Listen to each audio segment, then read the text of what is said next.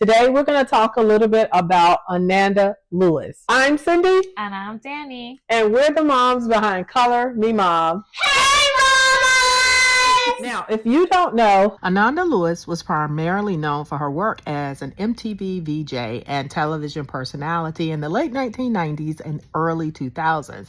She hosted popular shows like Total Request Live and Hot Zone, and also had her own talk show, The Ananda Lewis Show. She was also recognized for her work on BET's Teen Summit and for her advocacy work on social issues. Like all of us, she was a mother, and I imagine, like I wish for myself, she wanted to be here with her son. But I'm also grateful for her courage and the message that she leaves behind for the rest of us mamas. Please forgive us as we did mispronounce Ananda's name several times in this video. Ananda Lewis recently passed away from breast cancer, and she left a message encouraging everybody to have proper screenings, to have on-time screenings, and, to make sure that we all stay on top of our health. When I heard about her story, it really touched home because, for one, I had my first screening 2 years ago. I'm not going to tell you guys how old I am now, but I was 45 then. And I'm sorry to be laughing. I'm making light of that, but it's not funny. And I think one of the reasons that I had a couple of different women in my ear. My bestie who is in Kentucky, a bestie who's in Ohio, and then you, right? Like, yeah, you were on me. Yes. Fun fact, I actually was threatening Cindy to go. I'm not exactly going to say what I was threatening her with, but I would threaten Cindy, and tell her, if you don't go get a pap smear, I'm going to do this, and this. Yeah. And not a pap smear, a mammogram. All right, let's try that again. That's okay. Right. Yes, but it was mammograms. Yes, so I used to threaten Cindy. It was almost like on a weekly basis. First, it was on a monthly basis, and then I found out she had never taken one, at which point I started threatening her on a weekly basis. And it was because I really wanted to make sure that she got her mammograms and, if we're going to do this motherhood journey together, you better be here. Right, and I want to be here, right? And I like I said, I don't want to make light of it, and then I don't want to keep giving excuses too, but I also had a child in later years, right? And I breastfed for a while, and I don't think you could get it done during then. Sure. I think that was one reason that kind of helped me out. But still, listen, no excuses. I really should have gotten it done. And now that I am embracing eating more healthy and doing more natural things, I'm in all of these natural health groups who believe in, herbs and just the natural way of healing yourselves.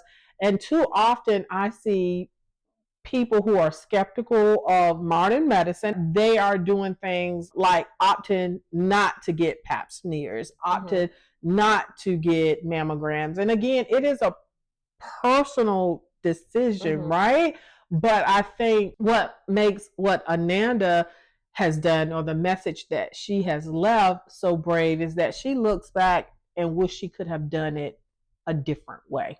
Yeah. Right. And I heard, just listening to different media outlets, I did hear that the day that she passed was the same day as her 13 or 14-year-old son's graduation. Oh, yeah, I did. I mean, it's really sad, to hear that, because a day that's supposed to be joyous and, full of celebration, unfortunately, there was this loss that was had.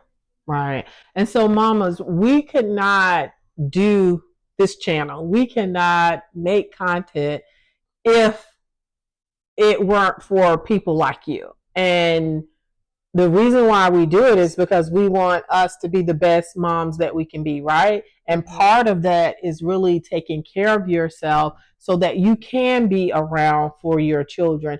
One of the things, I saw a reel of Ananda, and I don't know if it was from an interview or what she said, that only is a small percentage of people who have the a DNA trait that is passed down. Oh, the genetic markers. Yeah, the genetic markers. The rest of the cancers, over 90% is environmental. So it is what we're eating, is what we're breathing, is what we're putting on our skin, right? And so I feel like if we find out what those things are, that we discipline ourselves and we try to prevent those things from getting inside of our body, right? Then we can hopefully maintain these healthier lifestyles.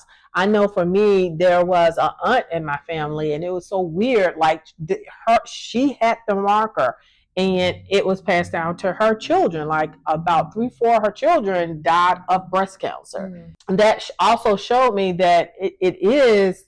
Your chances of getting it because it's passed down is likely, but we all have a higher chance because we just live in a world that has so much trash and stuff.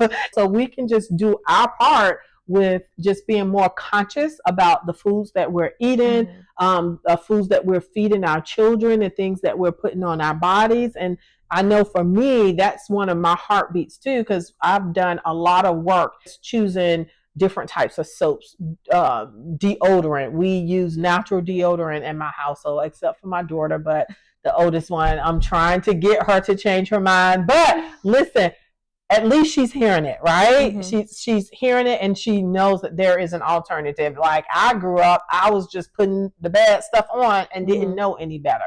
So hopefully we will get her to circle back around as well. But like I said, I don't think we could not pass up this opportunity to encourage you to make sure you're doing your yearly mammograms, make sure you're doing your yearly pap smears.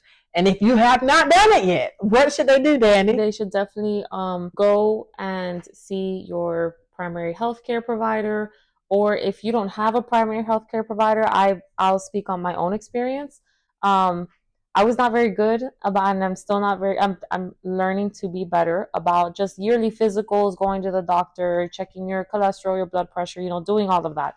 And I went 12 years without going to see a primary healthcare provider.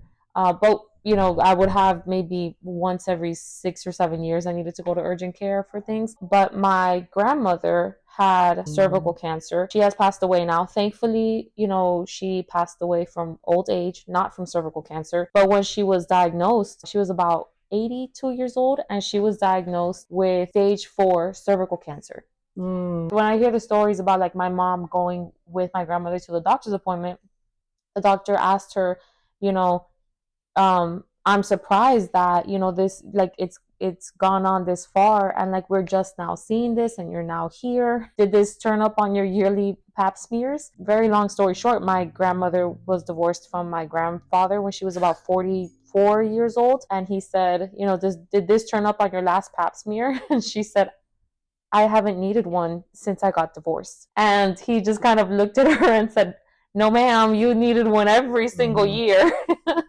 And so because I know of that familial history, even though I have not seen my primary healthcare provider in 10, 12 years, every single year I have gone to go see my gynecologist. So to go see a gynecologist, you do not need a referral from your primary care. Exactly. If you're under that type of insurance, right? Yes, you can just go and call up, whichever doctor, maybe that's in your area. Maybe you do your Google searches. Maybe you research a doctor. You find one, that's good for you. Whatever it is you're looking for, find a doctor that's for you. Make an appointment with a gynecologist. They will actually do the entire checkup for you. They'll teach you how to check your own breasts, and how to do like your own examinations at home. And they'll say, all right, if you start feeling a lump or something or the other, come over here, we need to check it out. They'll do pap smears. So they will do everything for women to make sure that there's nothing out of the ordinary. Or if there is, get everything tested, find out, see what's going on. So just because you don't have a primary healthcare provider does not mean that you can't see a gynecologist. And I'm glad you brought that part up. So for women who are not insured, or maybe who are in rural areas, because I know if you live in a metropolitan area like we do, there are clinics, there are mobile health clinics that drive around to different places. but even doing self-examinations. Mhm. A lot of times women find these lumps and so forth themselves because of doing self-examinations. So like you said, the last couple of times that I've gone to and I do my female doctor. I just did not go and make that extra appointment, but like they teach you how to do the examination, and I know one told me that it was best to do it like when I was in the shower and so forth. And a lot of times our significant others too, like they're fooling around there, they all need to be aware of any differences and so forth, and being able to communicate that back to us. Going back to my grandmother and things like that, if you do have a familial history of cervical cancer and you either get a partial or a full hysterectomy, that still does not mean that you no longer need to go back to a gynecologist to get everything checked out. If anything, it's even more prudent that you go and continuously keep up with your doctor's appointments and make sure that there's no reoccurrence. And just stay safe, because at the end of the day, we all have somebody that we want to be on this earth for. Right. We just want to thank you for your support. We actually did a video last week. Please check that out. We hope you liked the video. And don't forget to drop a like and subscribe.